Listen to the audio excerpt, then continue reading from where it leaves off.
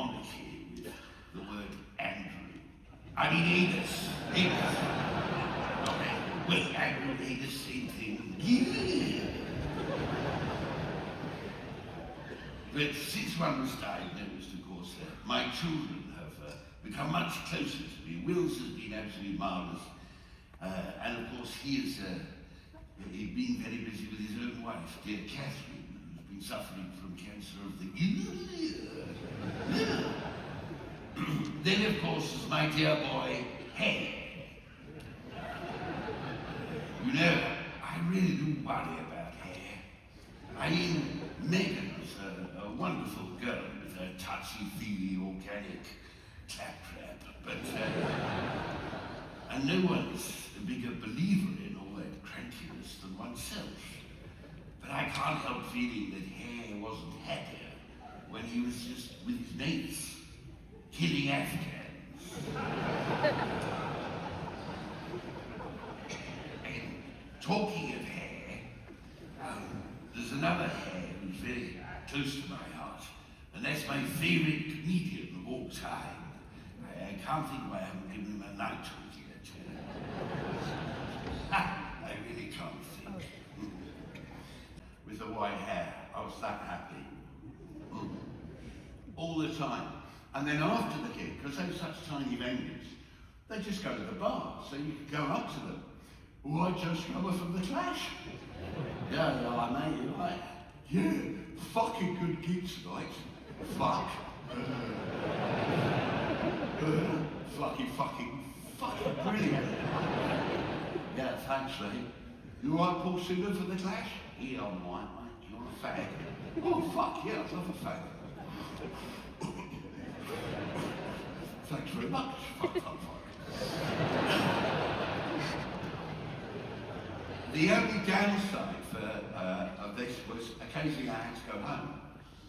And if my parents hated little Tick Harry, they fucking loathed sweary, horrible punk fucking talking on that Harry.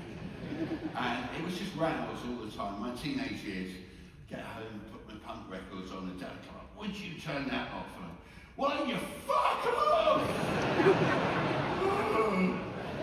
You don't talk to me like that, fuck off!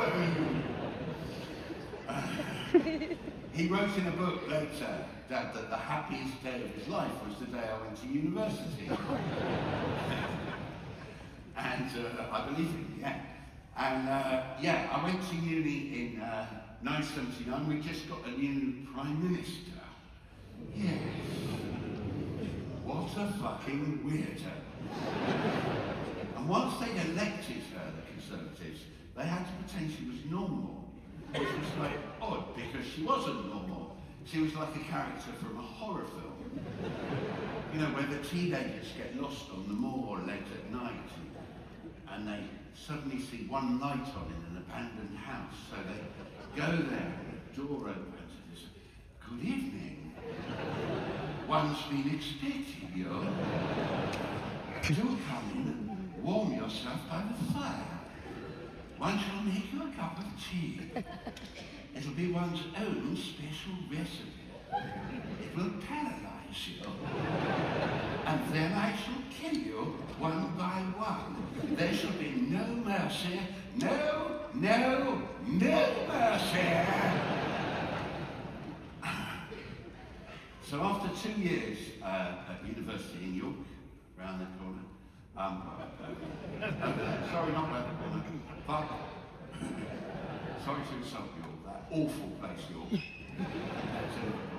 After 2 years there, Maggie had paralysed British industry, killed off most of our industries one by one, and my prospects didn't look very good. And you know, I went home probably once before my last year. My parents, you had any idea what you're going to do when you leave? I said, oh God, why don't you just shut up? Oh God, no! Happy now? Yeah, so I'm never worried. I wasn't really worried. I didn't give a fuck. Yeah, and then in my last year at York, I started going out with a girl called Jane. And Jane liked theatre. So I had to pretend to like theatre too. And one night she said, oh, there looks like there's rather a good play on at the York Arts Centre about the Indian Mutiny. What do you think? I said, that sounds marvellous, I lied. So we went to see this play, right? Dreading it. It was the funniest show I have ever seen. It was these two guys, Patrick and Bob, and they did the entire Indian Mutiny, just the two of them. We pissed ourselves for 2 hours, and it was like a real punk moment for me, because it was, I thought that, you know, like, as far as I was concerned, Monty Python were the funniest people in the world. They were making films and telly, and, you know, they were mega gods, and no one else came nearly close to them. And there were these two people, Patrick and Bob, making us piss ourselves as if they were Python. I didn't really think anything of it, other than it was funny. And then about a month later, this friend of James called Brian said, have you ever done the acting? I went, no. What do you think I am? Poof. He said, well, I think you'd be funny, and I think we should write something together. So I thought, whoa, well, if we do that, at least I'm doing something. So we wrote this play called Dusty and Dick's Lucky Escape from the Germans. And there we are. I still fit into those trousers.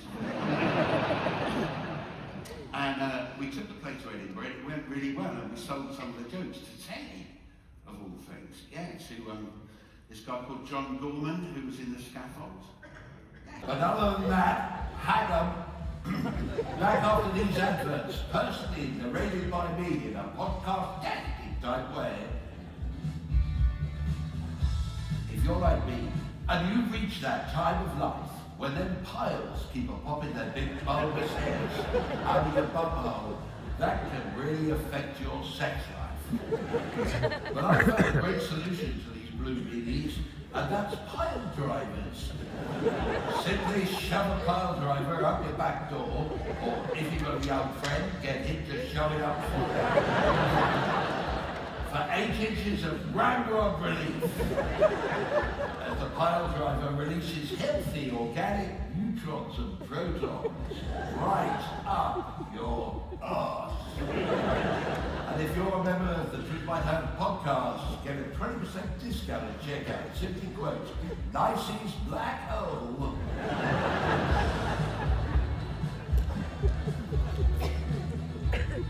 Next year, the government are going to pass the Assisted Dying Act. And I say, bring it on. I've got a long, long list of people I can't wait to assist to die. On top of that list, yup, you've guessed it, Sir David Attenborough. How long have we got to put up with his whinging? The world's heating up at a terrible rate. Blood, blood, blood, the rainforests are dying. Boo-hoo-hoo, the oceans are full of condoms. I say, shut up, David Attenborough, you ancient cunt. Come here, it's time to assist you to die.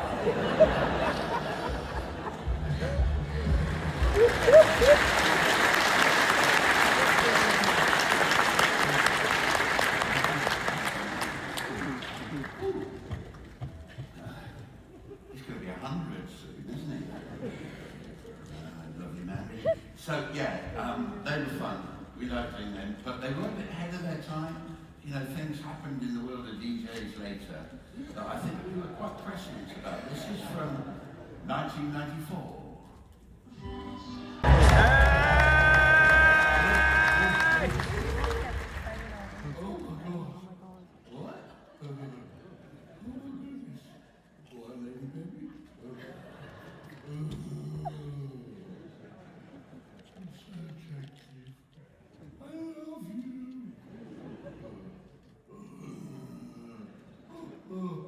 Okay, that's enough wanking. Okay, now, I'm 65 nearly. Playing a fucking teenager. What am I doing? Yeah, thank you very much. Yeah, that's Kevin. Fucking hell. So Kevin came from Lily Allen's mum, really. elder sister Sarah. She was 12 when I met her, and when she was 12, I'll start again.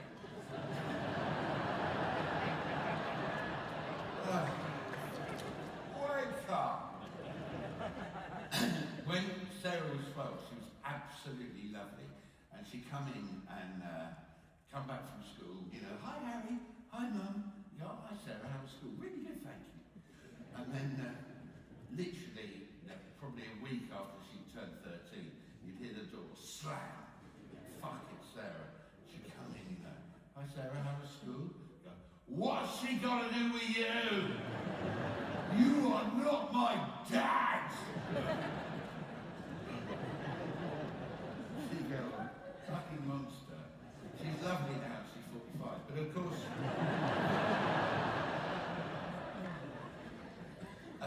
the one thing you can't do, it kind of brought back the fact, oh yeah, I was like that as a teenager, I was fucking horrible to my parents. But the one thing you can't say to your kids is, hey, I was like you when I was your age. Because they will go, you were never like me! You're not even the same species as me! I'm half human, half God! And you're a dinosaur! So don't fucking do that.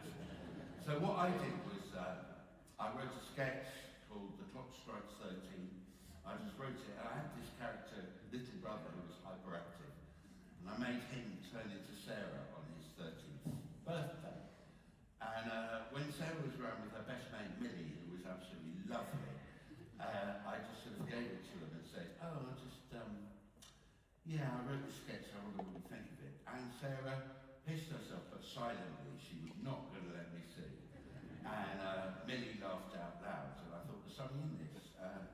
So that's what I did, I made it, and here's a little clip of it now. Happy birthday to me! Happy birthday, Dick! Using the power of rational thought. He's become a teenager.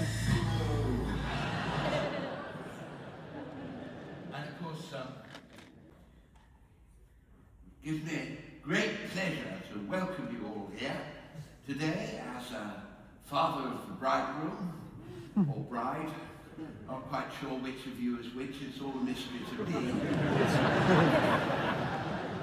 To celebrate the wedding of my darling son Peter to Dominic.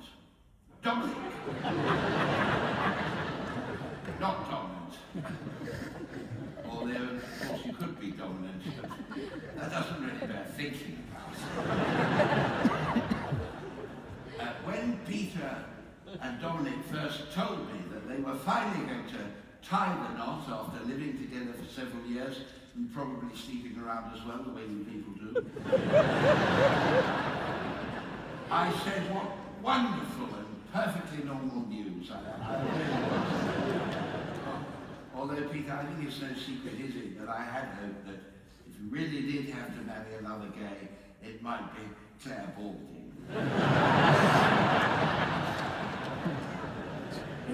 That's all.